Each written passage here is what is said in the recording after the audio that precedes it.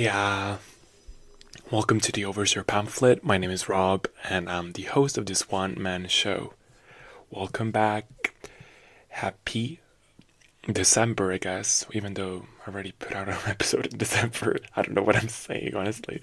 But yeah, welcome back. Hope y'all are enjoying this holiday season. Yeah, this is probably going to be the last episode of the month and of the year. So yeah, like that's gonna be quite a nice time for me going forward, honestly, because I'm gonna go to Italy for a couple of weeks and then gonna be back. And I'm gonna be back at it again with the podcast. I probably won't record. I don't think I will record when I'm back in Italy because that would mean like I have to bring all the recording stuff with me, and it would be quite a pain in the ass. But yeah, I'll see if I can do a little recording before leaving for a special episode for Christmas. But we'll see about that. We'll see. No promises. No promises.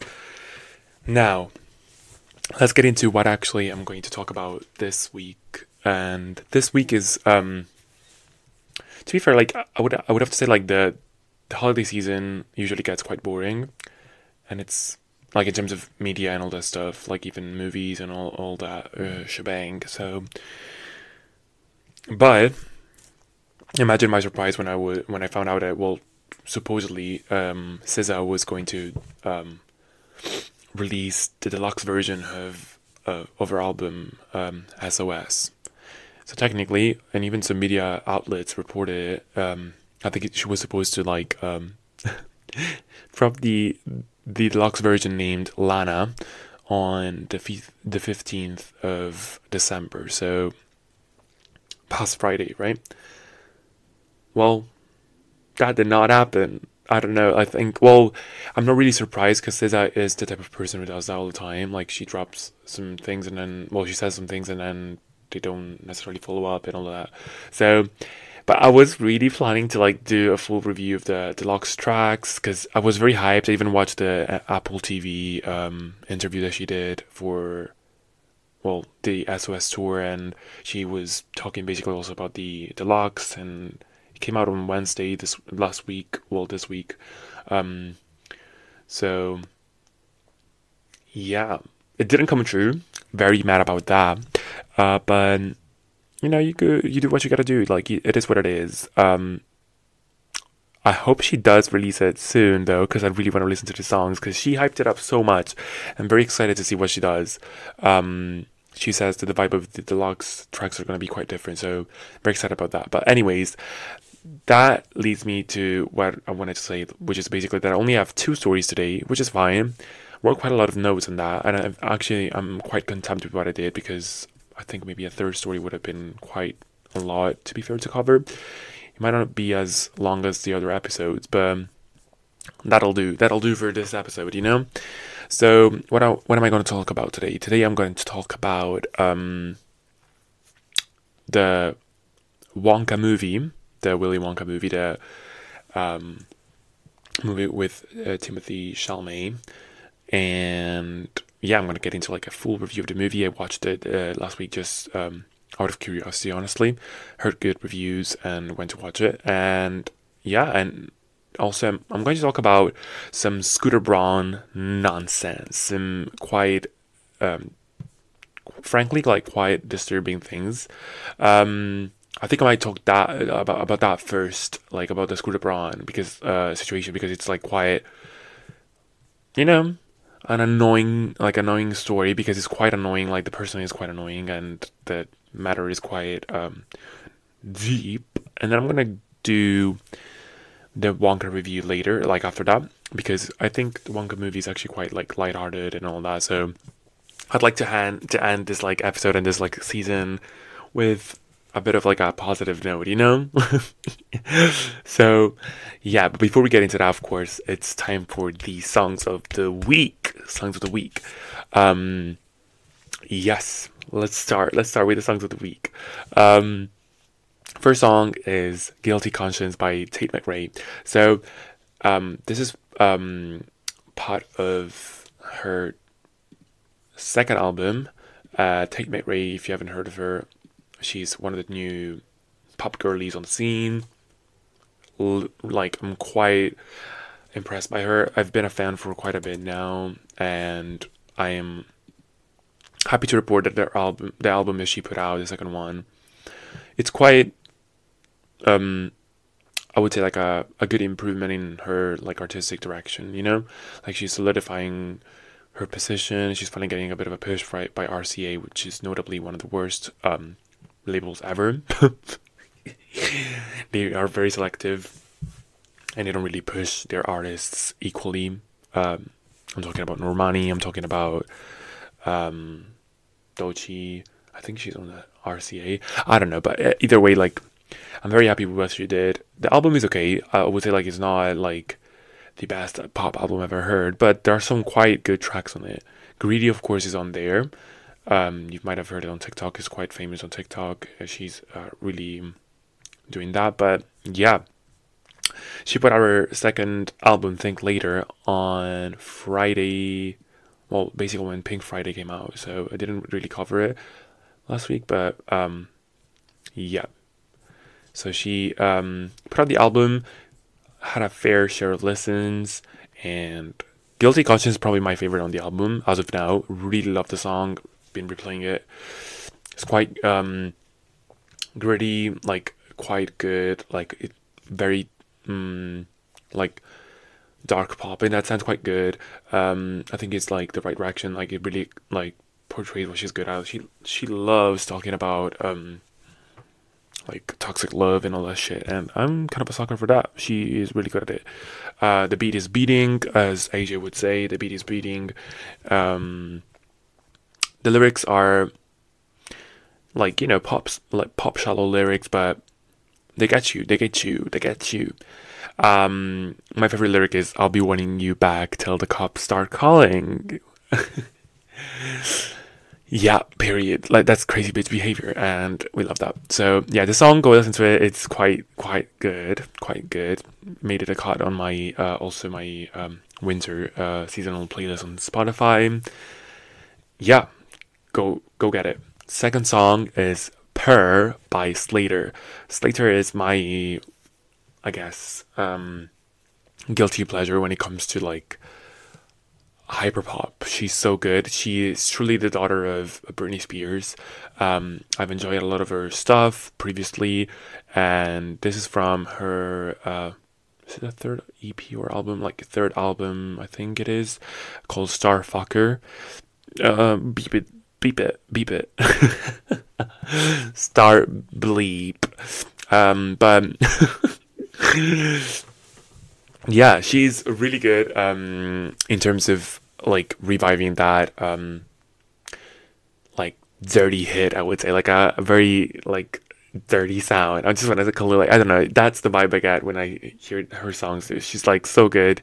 I love hyper pop. It's such a like hyper, as it says, like as the name is, like very like gritty, like dirty pop in that sense. I don't know how to explain it. It's quite good. It's like very jarring sounds, and yeah, she is, I would say, like one of the best hyperpop girlies. Hyperpop girlies are unfortunately like are bound to not like become ever, like, I would say, like major pop stars in that sense, like a mainstream, because hyperpop is quite, like, as I said, like quite jarring. It's quite like loud and aggressive. But yeah, she is really like impersonating Britney so well. Like, she has that Britney Spears persona so good. Even the way she sings, and the beats are very similar to what she would do, or what Britney would do on a Blackout album. So nice. Starfucker, I didn't really like connect with it when it came out. I think it was like a year ago, or like this year, early on. But no, yeah, it was probably this year. Yeah. It's not that I didn't connect with it, but it's just like I think the singles were quite like 80s influenced, and I'm frankly quite bored of that. I've been bored for quite a while with the 80s pop like revival. Like, I'm really starving for like a new wave of pop, like a new trend in pop, because it's just like getting honestly ridiculous and boring with all these like 80s synths and pops. So yeah, hope that's my hope at least for 2024. But the album, like the B sides, like not the singles, they have quite a lot of like, fortunately enough, like hyperpop sounds, and Purr is one of them. I recently discovered it. I truthfully didn't listen to it when the album came out, but Purr is that bitch. It's about drugs. It's about it is about drugs actually. It's about power. It's about Purr. It's about a bitch going crazy. It does make me feel like a baddie, and yeah. Oh, I also put in my notes. I said I even made a post on Instagram with that song, so you better go and support it. Yeah, just do what Rob says, you know. Yeah. Then the last song that I want to talk about is Super 8 by Tiger the Floor. She's well, this is a band, I guess, like a pretty cool and chill song, like very vibey, very like very nice to listen to, like when you're doing something else. But I quite enjoyed it. It's also, I think, on my winter playlist, if I'm not wrong. But yeah, like very nice song, very nice track, very nice track. And I think that's it in terms of songs. I just want to shout out one last time Cobra, not specifically for any song, but I just went back to listen to all of her songs once again. She's just like she's in my like whenever I want to get ready, I feel like you know, a hottie in that sense. I listen to Cobra, so go listen to Bang, Beat Go Hard with a Bang. I just banged my way to the bank, period.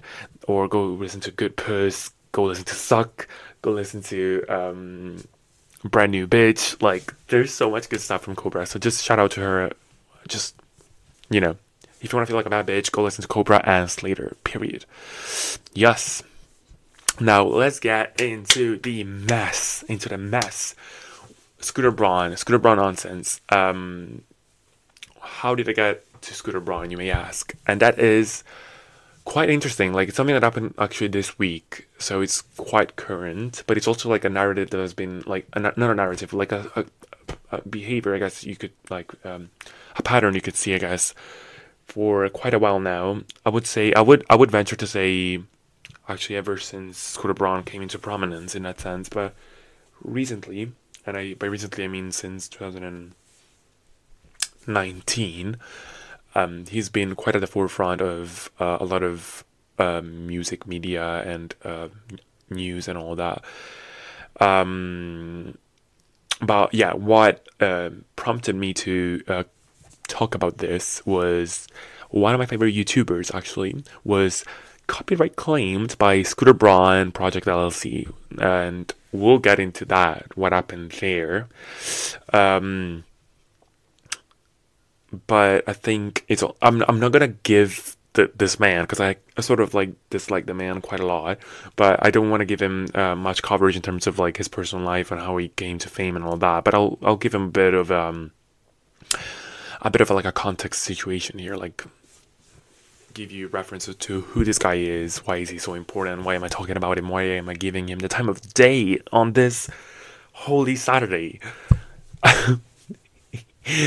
So yeah, as I said, like in my notes, I came across this story quite late. I literally started writing notes on this, I think it was Thursday evening, and I finished typing up my notes actually right before recording this. So yes, but as soon as I saw the story, I immediately thought that I should talk about this expeditiously, you know? Yeah, so let me first get into who Scooter Braun is. This man is probably one of the biggest, well, used to be, I'm going to talk in the past, because it used to be one of the biggest pop star managers in the US in the 2010s. I think his decline was pretty clear in the 2020s, going forward as well. I don't think he's going to be as prominent anymore. That's why I'm talking about used to be, but not currently, you know? So to give you some context, he's quite like the behemoth he used to be. He managed to become the manager of Justin Bieber, he actually is the one who discovered Justin Bieber back in 2007, was it? Yeah. He also used to manage Demi Lovato, Ariana Grande, J Balvin, a bunch of other artists, to be fair. Yeah, so he used to be the shit, in the music industry. And he's also, like, I think most people now know him as the man who bought Taylor Swift's masters and sold them to another company. So, yeah, nothing good comes from this man. Also, currently, I think the current position that he holds most importantly right now, apart from being public enemy number one, is that he also is the current CEO of Hype America. Hype, as some of you may know, is the Korean label that currently manages BTS, New Jeans, TXT, a lot of like very prominent groups in the K-pop scene, right? So Hype opened like a sub-label in America and called of course Hype America, and it was basically like you put at the end of the Hype America is Scooter Braun, and you might think like, what does this man have to do with K-pop? Well, the answer is nothing. This guy doesn't, and it doesn't really care. For this guy, it doesn't really matter as long as money is involved. This man is like might as well like manage a fucking, I don't know, farm in Ohio. But as long as he gave him like some big revenue, he would be on that shit. You best believe the girl will be eating. Yeah. So Scooter Braun basically is quite a powerful man indeed. Still is, because I think his net worth is still 500 million. I think so. Yeah, quite a lot. Quite a wealthy man. I would say like his reputation has definitely declined quite a lot ever since 2019, but still a very prominent man with a lot of connections. So yeah. Yeah, I would say like many news outlets now finally started like coming forward. I think 2022 was actually a big year where specifically the Business Insider, for example, published one of the bigger expose, I would say, against him, and it's actually one of the articles I read for this portion of the podcast. But yeah, when he so basically what happened. I think many news outlets started like giving him like the bad rap because it was subsequently to the Taylor Swift Masters debacle, of course, and we finally have a lot of context and a lot of like hidden gems here and there that were not really brought to the forefront when it was quite prominent in the 2010s. So yeah. To give you some context, for example, when he bought the masters from Taylor's old label with our input, he bragged on social media saying that he bought Taylor Swift, quote unquote, and that he then basically, that of course brought a lot of backlash against him. He was bragging about buying a pop star, but little did he know that that pop star is probably one of the most influential people that with one of the biggest followings ever. So he of course enraged a lot of people, and rightfully so. He also made Taylor Swift sign an NDA when he sold when he acquired the masters, and then 17th months later after buying them, he this man is insane. He basically sold them again to a private equity company called Shamrock Holdings, which currently still owns basically the masters of the old Taylor Swift records. But yeah, Taylor Swift also said that she tried to buy them herself, but Braun and his team asked her to sign an ironclad NDA before she could even place a bid. So it was quite an unfair practice on him. That's why many people are enraged against him, because he truly is a money-hungry bitch, Of course, apart from being a money-hungry bitch, he's also quite an aggressive manager who loves to be in the spotlight, and it's actually quite unusual for a manager to be this spotlight hungry in that sense, like this fame hungry, because normally managers would stay in the back, stay behind the scenes, and let the artist shine, you know. But no, this man is quite the egotist and quite self-centered. So yeah, the whole point of this coming to Florida Spotlight, I think it's quite odd. Also because like it tells us a bit more about the character of this man, you know. So yeah, but let's go a bit into the articles that exposed him. So in March 2022, Business Insider's Anna Silman published an investigation into Braun's empire, and she started off with Kanye West, and basically was also like managed by Scooter Braun at the time. And of course, you may know Kanye West for his very debatable and quite frankly, honestly, disturbing personality. But we're not going to get into like Kanye West specifically, but we're going to get what happened between him and Mr. Braun. So, yeah. In a 2022 article, Stillman exposed him for trying to trick Kanye into signing a deal that would sell basically his brand Yeezy, I think it's a clothing brand, yeah, to a third party. Once again, we have a similar pattern to what happened with Taylor's Masters, but anyways, a former associate of Yeezy said that, quite gracefully said, I guess, that Scooter's most important client has always been Scooter himself. He's very self-centered, very self-motivated. He never really cares about his actual artists. Like, he's a manager who doesn't actually care about you. He's a bit of a fraud. Let's just say that. He seems like truly a self-centered guy, and is not a very transparent person as well, because apparently he also sort of you can say whatever you want about Kanye West, but it's clear that the man is ill. Like, he has, I think, bipolar disorder. He's quite fragile and all that. And Scooter Braun sort of used this fragility, like he exploited the mental illness that Kanye West has to basically get a profit, like a huge chunk of money out of a brand that is not even his, you know? So this man is truly evil. And you can see the same, like, I'm gonna go even deeper into like these practices, but he's quite, like, there's sort of like a pattern that truthfully makes me believe that he's actually a very evil soul. So I don't know, like, this man disgusts me, but we're gonna get into more of these things. Yeah. Basically, a comparison that, like, basically all managers truthfully sometimes get their hands dirty to protect their clients. That's a normal thing to do. Like, they would do whatever, but I think Braun has been exposed for, like, taking things way too far.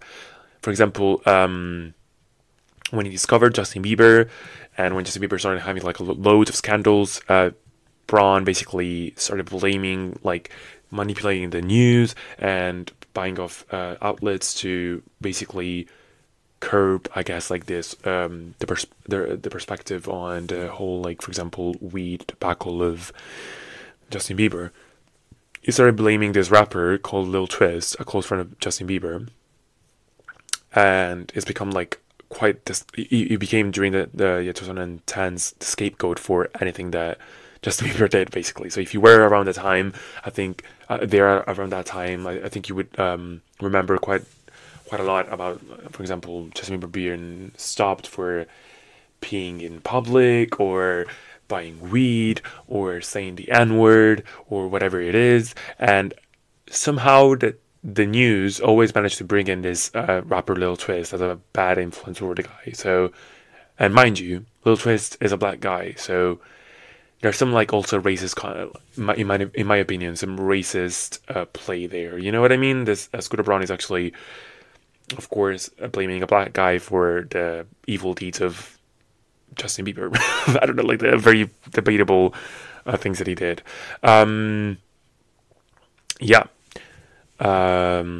think there was also a charge against Lil Twist. Marijuana possession charge was basically Indiana blamed on him instead of Justin Bieber. But anyways, I think Lil Twist also gave an interview to the Business Insider, and I think he said, he did. He gave in 2022 as well the an interview to Business Insider, and he said that he believed that Braun repeatedly planted negative stories about him to try to deflect attention from Bieber. Right? There is one story in 2013 from TMZ featuring photos of Bieber smoking weed in a hotel, and the TMZ story said Bieber's people are blaming his black friend Lil Twist for his bad behavior. Like, you know what I mean? Like, this shit is insane, honestly. Like, tomato to Scooter Braun. Like, we should, like, honestly burn his house down. Like, this guy is quite insane. But anyways, also another story said that sources involved in Bieber's life were deeply concerned that Twist has become instead like a powerful negative influence on his life. So you can see, like, there's a lot of negative connotations in 2013 against him. Quite weird. But yeah, he's going basically for extreme lengths to salvage his artist's reputation and therefore his own, because as I said, he's quite hands-on on anything, and he's quite always on under the public spotlight. So yeah, so of course the reputation of the artist technically also reflects his own. But I also would like to point out something else here.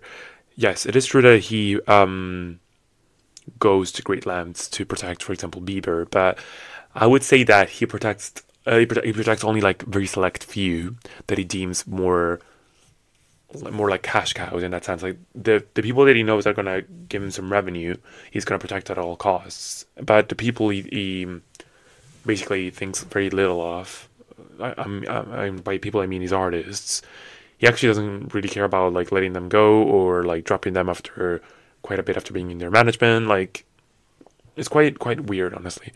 But for example, yeah, he seems to be quite neglectful, for example, of other artists like Madison Beer, for example. I think after the success he had with Bieber, he started amassing basically a lot of artists, which is why we got to like having also Ariana Grande and Demi Lovato under his belt. But yeah, he started to like get so many artists and sort of like trying to check, like, to see who was going to stick in that sense. Whoever didn't, he just basically let them go in that sense. So that meant basically that the minor inconvenience, he would leave them and jump off the ship, unlike with Justin, right? It was a horrifying experience. For example, Madison Beer went through like a very dark time in 2014, I think it was. Her nudes were exposed on Twitter, and she was definitely scarred with years of anxiety, trauma, and shame. And as soon as that happened, instead of being helped by her manager, he dropped her. So, quite an evil bitch. Yeah, so basically after 2014, like, they kept on working for like 2 years, but he saw that basically there was a lot of backlash against her, and yeah, as soon as something bad happened, he basically dropped her. Because allegedly he had to preserve his focus on like a couple of artists more than anything else. Yeah. Apparently he was also involved in his artist's career. Like, apart from the career, I would say, like, he was also very much involved in their love lives, which is quite weird, honestly. Like, he's not even a publicist. Like, he's not even their publicist, but he's just a manager. But he is so hands-on that he even like has some influence on their love lives, all for marketing purposes, of course. But at the end of the day, like, it's quite weird that he would have a hand in the love life of his artists. For example, let me break it down. Allegedly, he was behind the very on and off relationship between Selena Gomez and Justin Bieber, which arguably was, of course, a gold mine for the attention they brought to Justin and Selena alike. So he was the one technically behind some articles, some stories going around that they like also suggesting that they broke up and go back together. A lot of that was like apparently his media strategy as well. Similarly, he also was behind the Ariana Grande and Pete Davidson relationship. He introduced them to was it SNL, yeah, and Braun introduced Ariana Grande just basically for the lightning engagement that they had, which sparked, of course, like a frenzy when it comes to tabloid coverage. But then a month later, they magically broke up, and Grande also released her new song "Thank You Next." Are you connecting the dots here? Like, it's a definitely like a very PR strategy like based here. Um, yeah. So yeah, of course, thank you. Next, Randy saying a lot about like a lot of things, but also leaned a lot into trashing her exes, including Pete Davidson. Um, I think you can see here that like you know, I think also I think Pete Davidson had an interview as well, saying that he felt like management was coming between them a lot, and he never truly could flesh out a proper relationship with Ariana without having them involved. So you can tell that a lot of people were not having it, you know. And I think like Scooter Braun being an asshole basically started angering a lot of people, and of course that like at the beginning, like all these strategies brought him a lot of money, but inevitably there was going to be someone at the end who was going to bring him down, and then a flood of criticism was going to come through, and that happened eventually with Taylor Swift. But yeah, he has been burning bridges left and right for his whole career, all for the purpose of like amassing shit ton of money and not actually having ethical practices, I guess, in his job. So, donkey of the year, of the century, of the 2020s, probably. Yeah. I think the main point here is that he's so present as a figure and cares so much about his public persona, like his own, rather than, well, simply his artists, that he also seems to, for example, use documentaries about other artists to just boost himself up, for example, right? We can see this from the very beginnings with Justin Bieber when he did his documentary, I think it was Never Say Never. And in the documentary, it was close, like, it was also like a huge elegy of basically Scooter Braun discovering this guy and Justin Bieber and being a savvy business manager and all that shit. Another example is the J Balvin documentary, seemingly like portraying Scooter Braun as the one who convinced J Balvin to speak about the youth protests in Colombia at the time.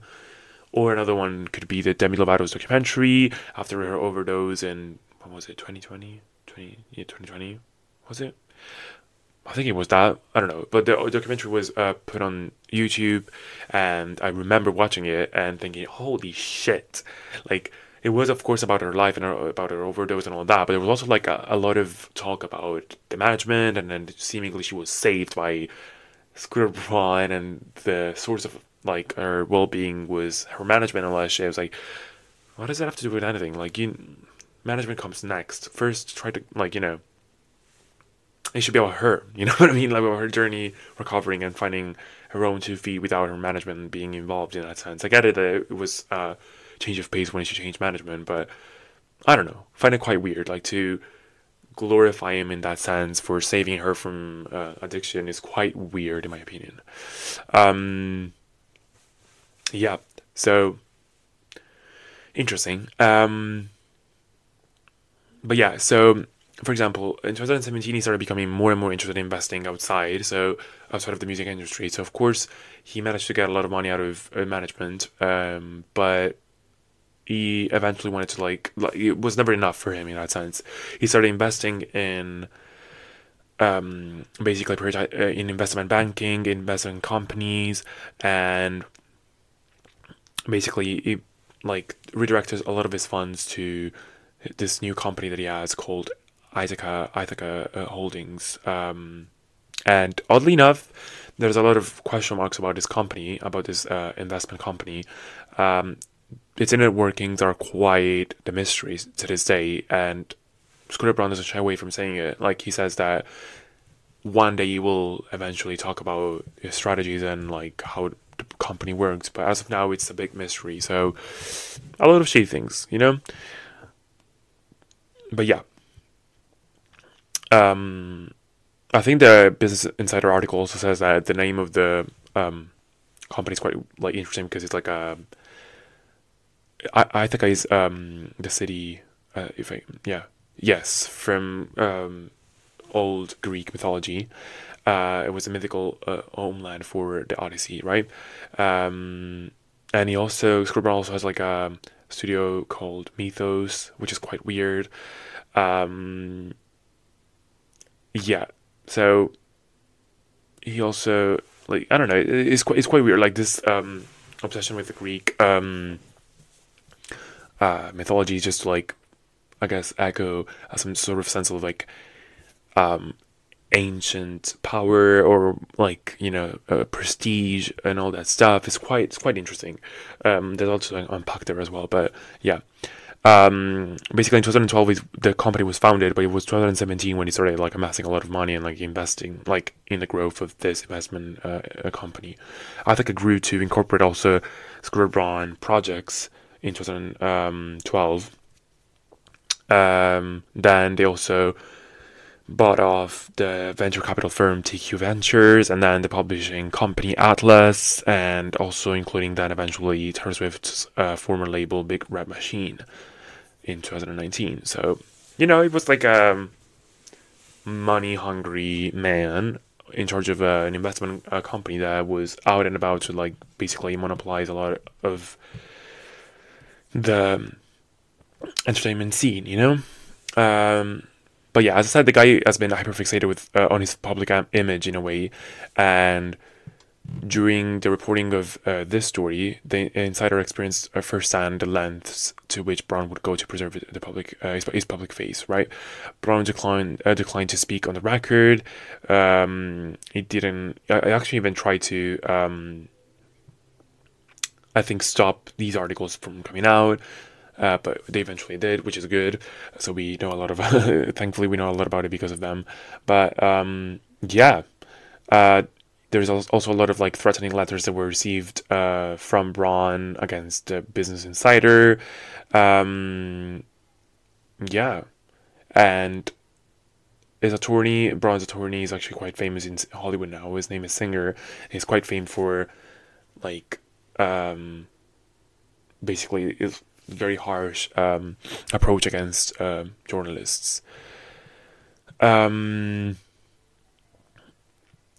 think. Oh yeah, we do have like on the Business Insider actually also denounced this by saying that basically Mr. Singer, who is the attorney in question, also reported. He also said that basically the insider's reporting was an attempt to distort Braun's hard work and personality, basically, and of course, he blamed them for being defamatory and, honestly, trying to destroy his reputation overall. Yeah. They also think the attorneys also tried to like blame specifically Scylla. What's her name again? Yeah, these articles. A writer basically saying that she was pretty much involved with Taylor Swift camp and she was biased and all that shit, but there's no proof of that as far as I can see. So, girl, just stop. But yeah, I guess like what then shifted and changed was, as I said, the 2019 event.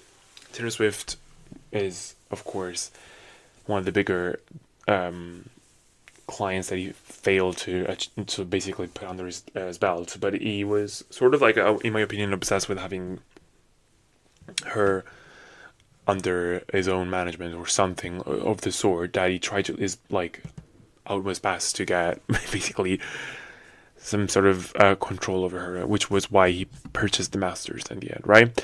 But Taylor, of course, as I said, like also in my previous story, didn't go down without a proper fight, and actually she was quite the smart woman. Of course, she started re-recording the albums and biting his ass basically. And ever since then, we've seen a lot of like changing perspective and when it comes to specifically Scooter Braun. Most recently this year actually was probably the biggest fall for Scooter Braun. Most of his biggest artists all left his management. Justin Bieber left his management. Demi Lovato left his management. Ariana Grande did the same. Now she's signed with a new management. J Balvin left the management quite a while ago.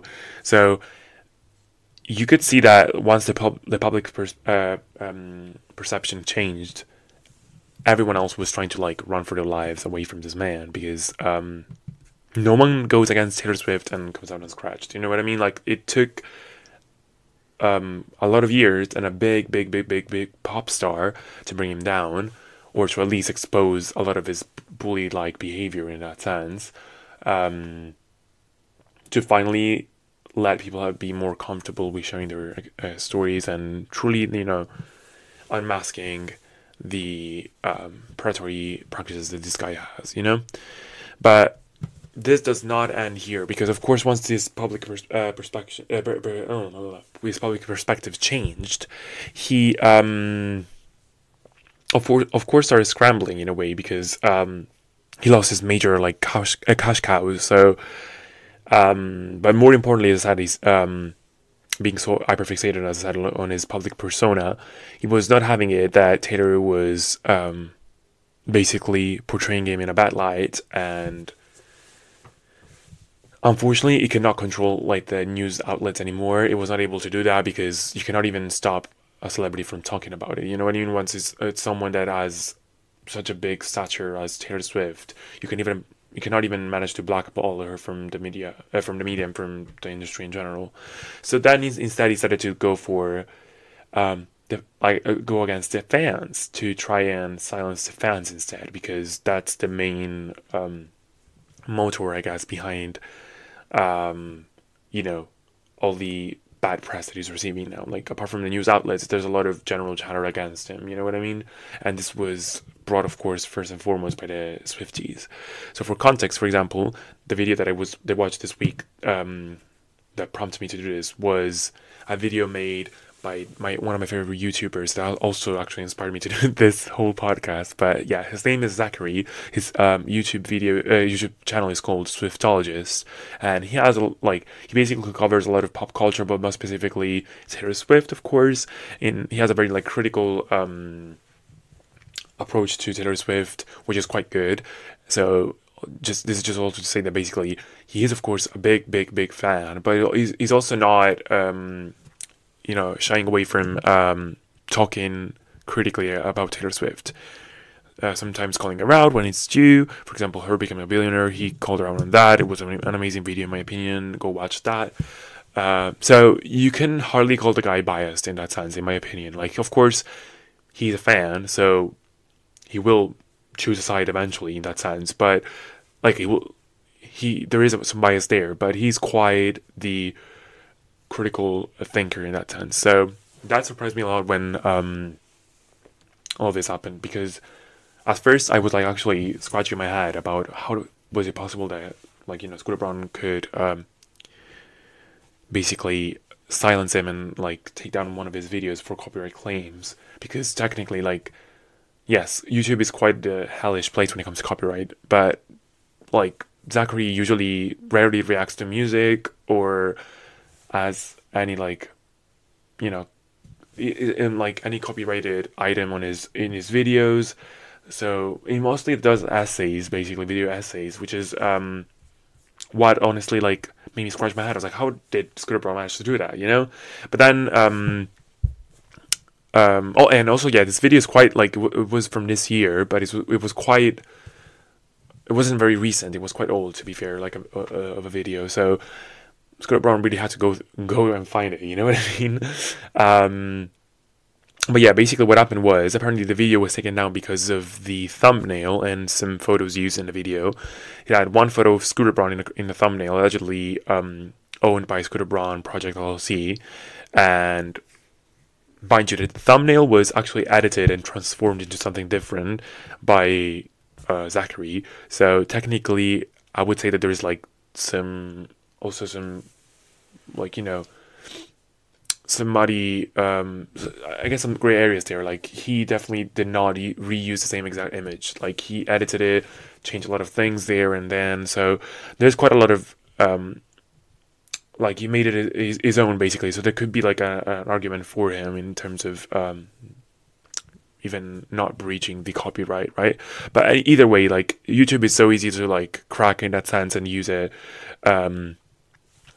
to take down other people. It has happened quite often already with other people. So mind you, that the whole point of the video that he made was bringing down, exposing Scooter Braun as well, and of course uplifting Taylor Swift, because I think we can all like agree by reading like what happened, all the like the events in this timeline, you can undoubtedly say that Taylor is on the right side here. So either way, we're talking about facts. We're not talking about speculations and defamatory news. It's just facts, But either way, like the video was of course not portraying him, Scooter Braun, in a good light, and so therefore Scooter Braun had every little intent, every little reason to bring it down, The intermediary used to bring down, to basically push the copyright claim against Zachary was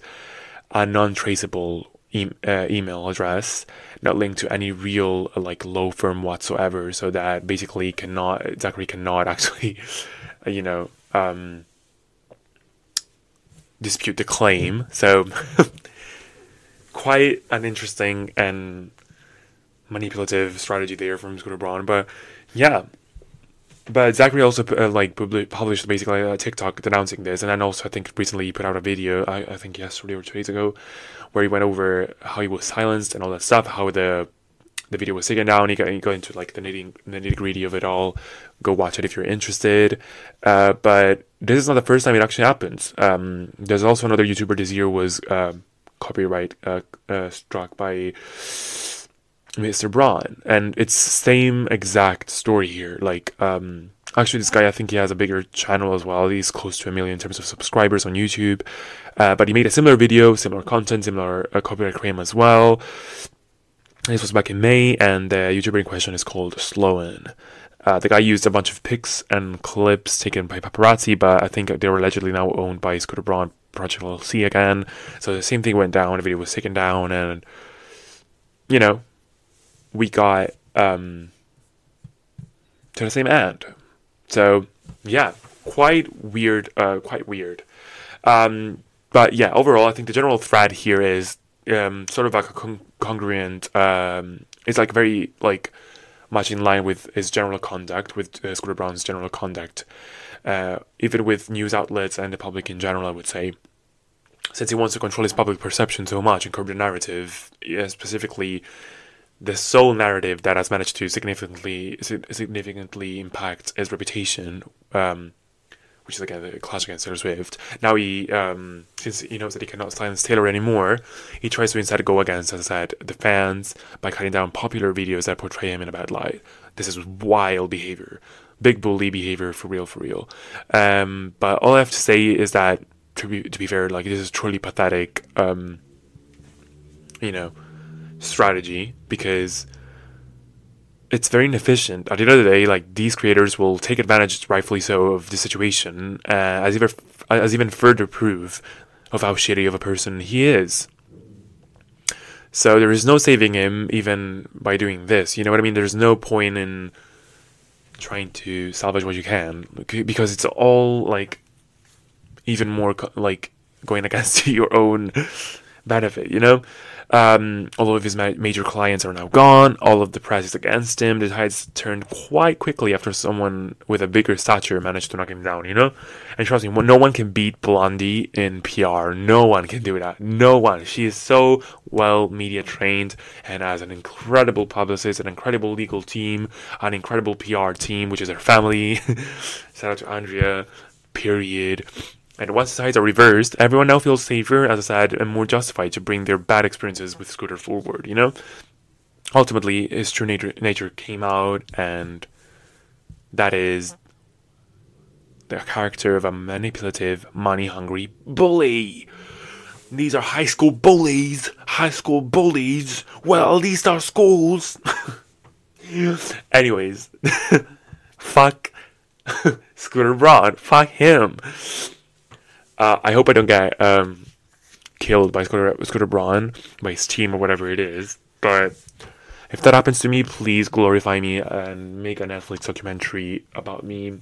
I would want personally Josh Hutcherson to play myself, and I would definitely want the same director of Pitch Perfect to make the documentary. I want it to be a musical. I want it to be fucking weird. Where am I going with this? I don't know. Anyways, this is the end of her first story. Fuck Scooter Braun. Please go and I don't even know if he has like any social media active anymore, but if he does, go on and follow him. There's one oh yeah, I wanted to just to conclude this, I just wanted to point out one of my favorite tweets on Twitter. There is one of his tweets, of Scooter Braun tweets, saying, I think it was like amazing night in LA, and one of the tweets is saying, and your last. Either way, no one likes him anymore. His days are counted. He better watch his back. He's without a wife, and like right now, so many things against him.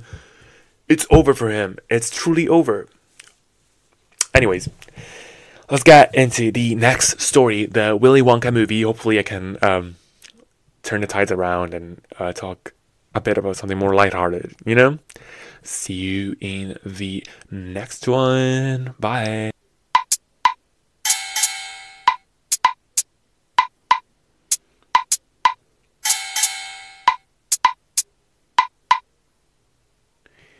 And we are back at it again with the second and last story of the week. We're discussing the Wonka movie now. And what can I say? This movie was definitely a big surprise because I did not expect personally to enjoy it this much. But yeah, I went to watch it on the 11th, I think, of December. It came out on the 8th here in the UK, and it was produced, of course, by Warner Bros. Yeah, I guess this year, like, Warner Brothers have had like quite a big year. They're really having a ball, honestly.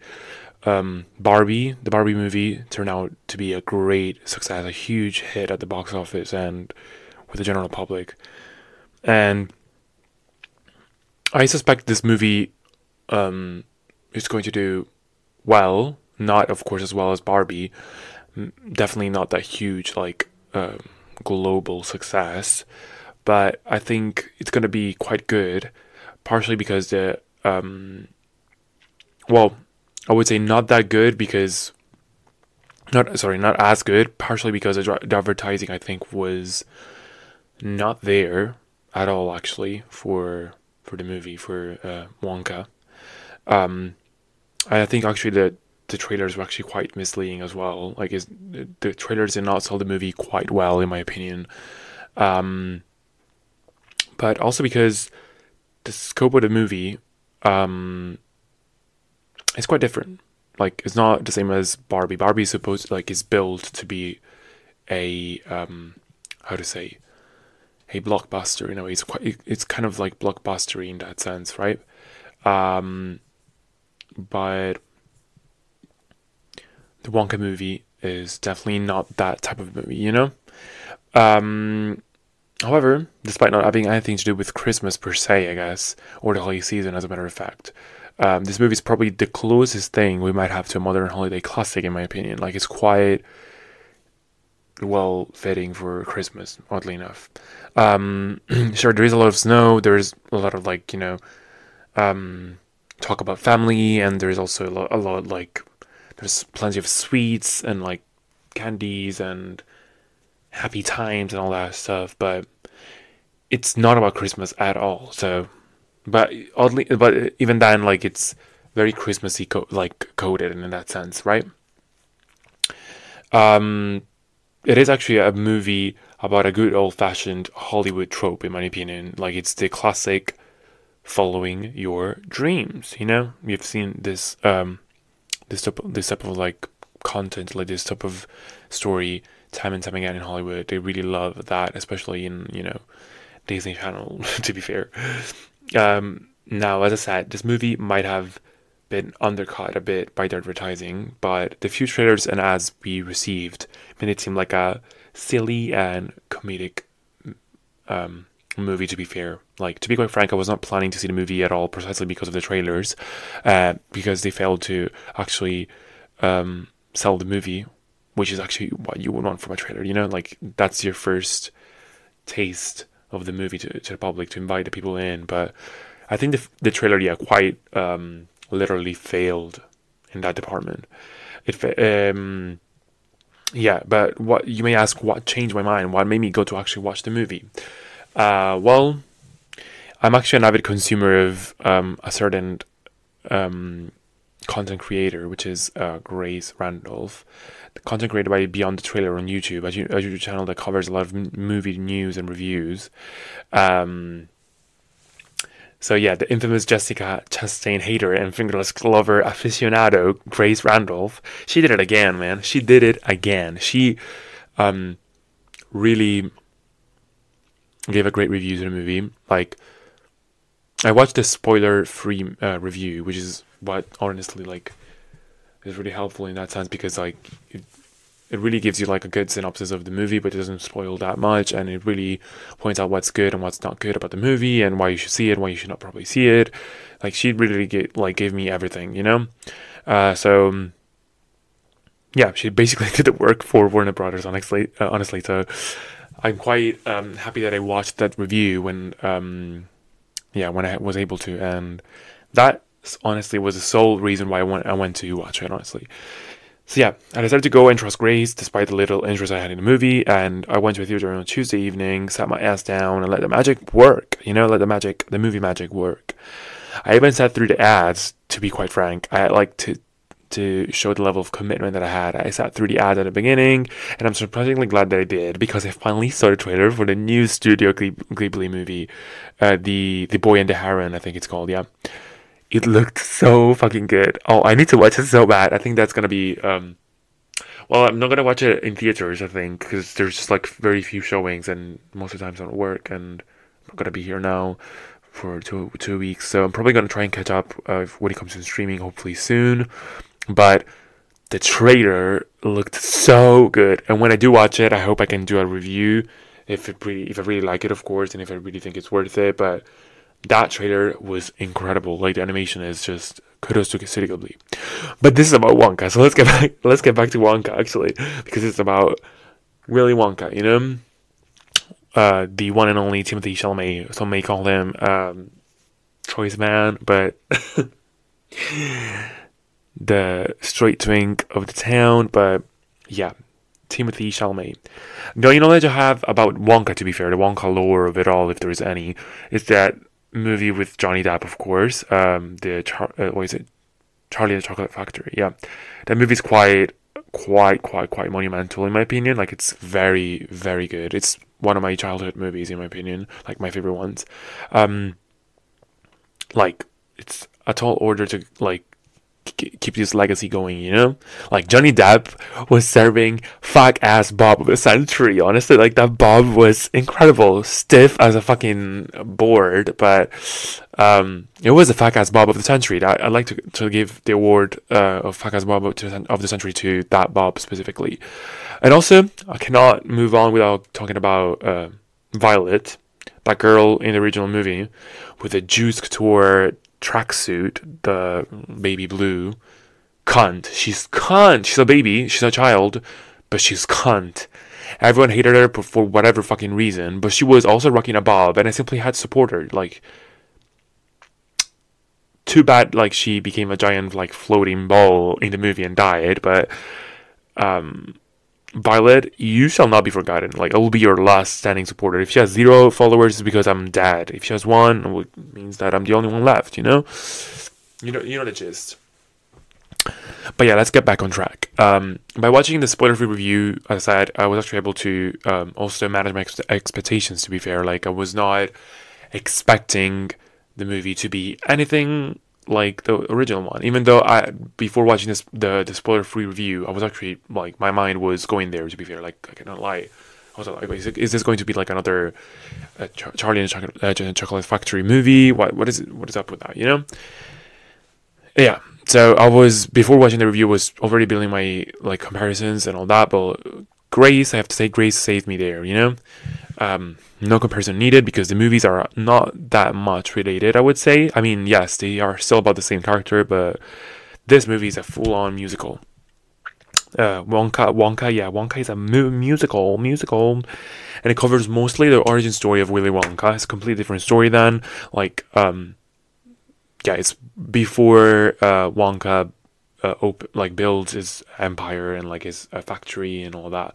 Like it's actually the process of Wonka moving to this city and trying to make a fortune. Um, Now, I'm a sucker for musicals, so I was very keen to watch this. Honestly, like so interested because I haven't had a good new musical in a while. Um, and I have to say, of course, that if you're not a fan of the musical genre, then this movie is definitely not for you because there's quite a lot of singing, like a lot of it, and it's very theatrical, like both in the acting and the scenes, and of course the music. So if you don't like that, if it's not your thing, don't go and watch it because you'll be, of course, disappointed. It won't be your thing.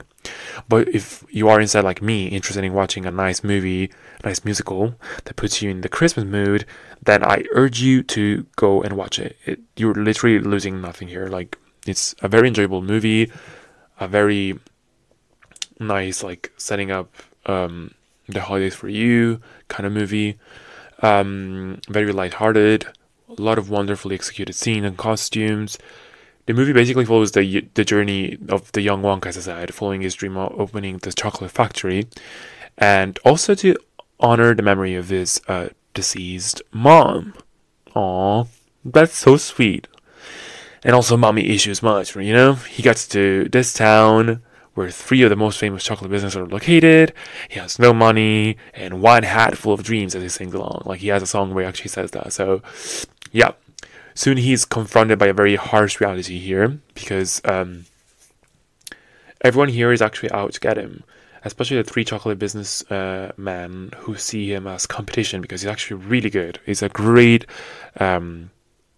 businessman as well. He's a great seller. He knows how to market his products and he's actually really good also in the, how to say, like the actual production of chocolate. Like this guy has talent, But yeah, to be fair, the poor guy cannot even read for his life. He cannot read. He's illiterate, and he accidentally signs a contract that forces him to work in the laundry room of a hostel for the next 27 years of his life. There, he meets this cute little girl named Noodle. What the fuck? What a fucking stupid name, honestly. But They quickly become friends and business pals, actually, and they join forces to achieve their dreams and hopefully regain their freedom from this exploitative reality they live in now. The rest of the movie is, of course, up to you all to see, to you guys, so I'll leave it to you. Yeah, the movie is, I would say, it's quite cliche in a way because, as I said, like it's very formulaic. It's very like classic Hollywood, but in a good way, I would say. Like it's in a very good way. Like it feels like one of those classic stories that you would actually tell your children in front of a fireplace with a nice cup of hot chocolate. And believe me, you would want to have a hot chocolate with you when you watch the movie because it's so good. It really left me with a sweet tooth. I wish I actually had some sweet snacks with me when I watched it. But yeah, apart from that, it also made me feel all ready for the holidays ahead and to see my family, actually. It is one of those movies, like it really makes you miss home. It's really good. I won't spoil it, but also the noodle arc made me shed some tears as well. It was so sweet. She's a cute actress, as well. I cannot make this review without also talking about Timothee Chalamet, of course. He's the main actor here. He's portraying Wonka, of course. No, I have to say, I never felt any kind of way about him. I don't consider myself a fan, per se. I'm not a Chalamater, or however you would call his stance, but I really had no interest, honestly, in seeing him, to be fair. Like, I don't find the guy attractive, personally. Like, it's my personal opinion. Nothing against him. It's not my type, but... And I never truly, had any opinion on him, to be fair, about his acting or whatever. But and to be fair, I guess there's also another issue the movie might have here in terms of bringing an audience in. Timothy is not really that big of a star yet. Personally, I don't think he is. He does not generate enough chatter to promote the movie. He's not like an A-lister celebrity, like a big movie name. We're not dealing with that here. He's an emerging, still quite an emerging how to say, an emerging star in that sense. He's definitely like out there. People, of course, he has a fair share of fans, but he's not like one of those Hollywood classic stars, that make like every movie touches like gold in that sense. So yeah, and this also brings another point that I have. So apart from him not being able to like generate chatter in that sense, because it's not that big of a name, I also think there are no actual like recognizable faces in the movie. Yes, of course. We have Hugh Grant, we have Rowan Atkinson, we have Olivia Colman, but none of them are big Hollywood stars. Like they're not A-listers. Maybe Hugh Grant, you could make an argument for that, but his role is actually quite small in the movie, so yeah, it doesn't really help much, does it? So yeah, I think that the movie could have helped. Could have used some bigger name to just promote it on the business side, but it is what it is. I don't have any complaint about their performances at all. Actually, they're all so good, but maybe a bigger name could have helped the movie a lot. But yeah, either way, Timothy was actually, I would say, like quite a refreshing surprise. I have to admit that he's actually quite charming and maybe the right casting choice for a young Wonka. I have to say, like, he's quite well fit for the role, I think. I have to say, sometimes I felt like his acting was going too much into the Disney Channel category, perhaps because like the movie is actually intentionally going there. I guess I don't know. Maybe intentionally or unintentionally. I don't know. But sometimes the movie does feel like a good old Disney Channel movie. So take that with a grain of salt, of course. But yeah. But overall, I would say like I really actually liked him in the role. His singing is not the best, but hey, the facial expressions he makes are on point, very captivating. Actually, he really tells you with the whimsical like vibe of the movie and the magical element as well. Like he really like embodies like great like magician, because supposedly like now Wonka is supposed to be also a magician in the movie. Yeah, quite a funny magician actually sometimes. Like he's really silly.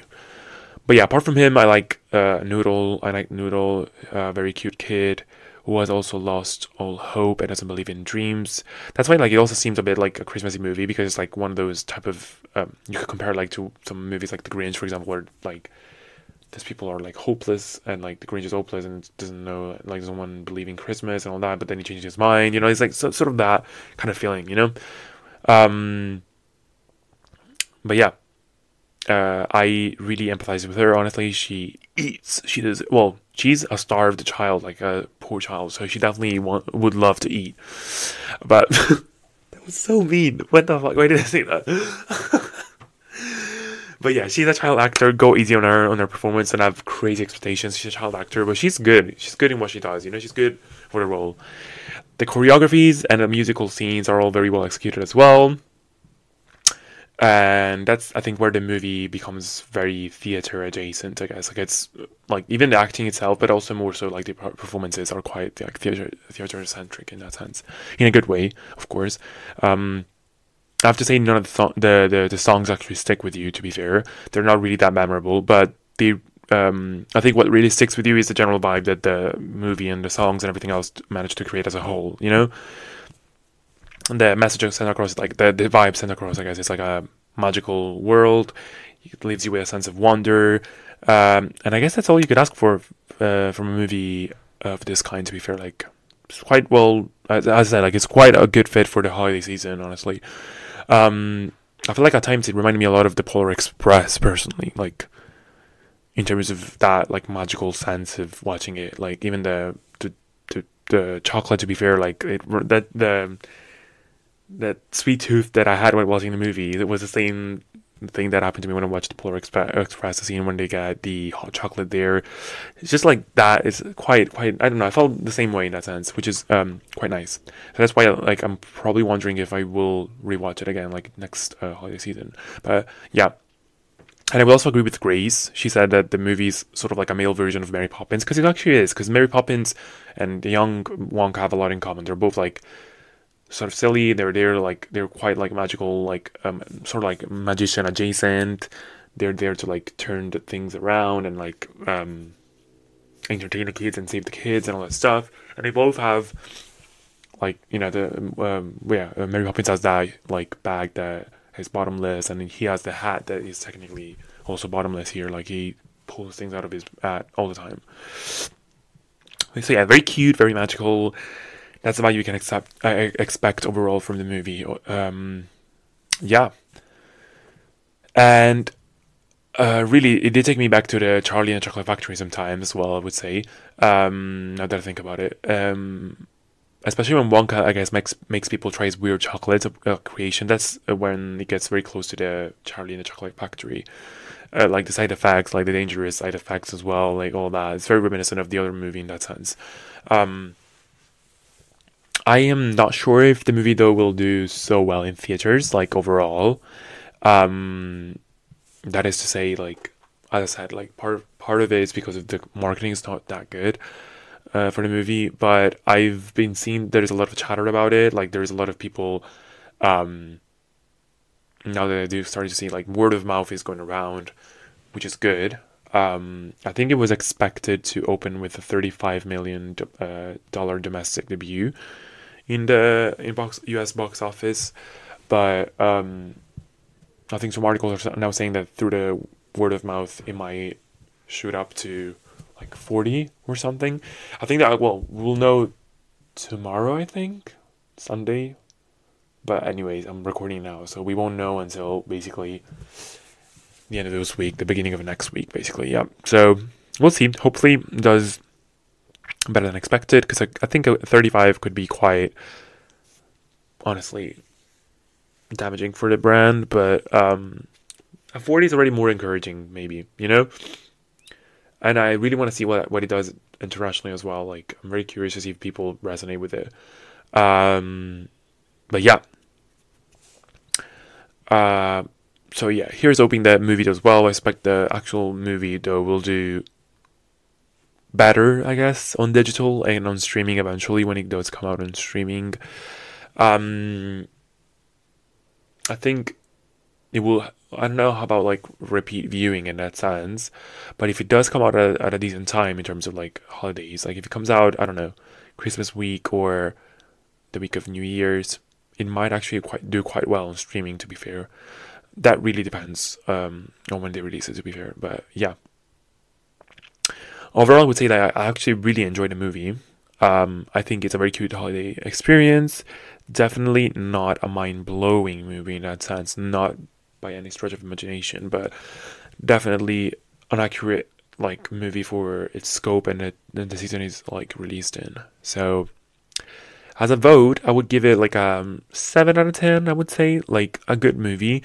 I would rewatch it, but only like not immediately, like definitely not now, but I would rewatch it next year probably. I would if I'm feeling in the mood, I would watch it again for Christmas, you know? That's the kind of vibe I'm getting. But yeah, kudos to Timothee for putting himself out there. I hope, well, I doubt that this movie will do a bunch for him in terms of like reputation in the movie industry. Like it's not gonna be that that movie for him. Not like Barbie did for Margot Robbie in that sense. It's not gonna be that for him. But like he's definitely showing different charms here. I think it's quite a different role from what he usually does, actually. Like that's why I think I was quite impressed and refreshed when I saw his performance, because it's truly like performing in a different like camp in that sense, in a different position. So kudos to him. Yeah, that's pretty much my review on the movie. I'll leave it up to you guys to go and watch it, to check it out. And yeah, like if you do go and watch it, maybe bring your family if you can with you. There will be a nice little like family movie for you all to watch, or bring your friends, bring whoever you feel close to, because that's quite like a funny, and bring chocolates, bring sweets, bring candies. That will definitely aid the movie a lot. Right. So before I close the episode, I wanted to in case I don't do like an episode, I'm still unsure if I'll be able to do an episode this coming week. because I'm leaving literally on a Saturday, and sometimes I manage to like get my notes ready by like Thursday or Friday.